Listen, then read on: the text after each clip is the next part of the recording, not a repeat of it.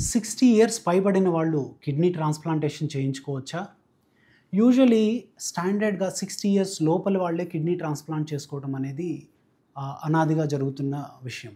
అయితే ఈ మధ్య కాలంలో ఉన్న అడ్వాన్స్‌మెంట్స్ ఆఫ్ సైన్స్ కానీ, సర్జికల్ టెక్నిక్స్ కానీ, మెడికేషన్స్ కానీ ట్రాన్స్ప్లాంటేషన్‌ని 60 ఇయర్స్ పైబడిన వాళ్ళు కూడా చేసుకునేందుకు వీలుగా చేశాయి. అయితే దీంట్లో 2, 3 విషయాలు జ్ఞాపకం పెట్టుకోవాల్సినవి ఉన్నాయి. First thing is heart health.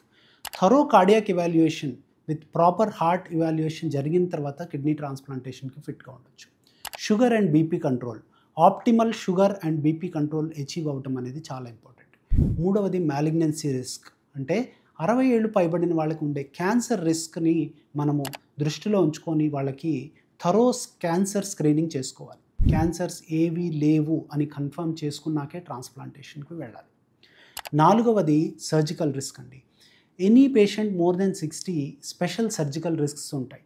So వాళ్ళ anaesthetic or pre anaesthetic evaluation కంప్లీట్గా చేసుకొని వాళ్ళు సర్జికల్ రిస్క్ మినిమైజ్ చేసుకొని ట్రాన్స్ప్లాంటేషన్కి నిరభ్యంతరంగా వెళ్ళచ్చు.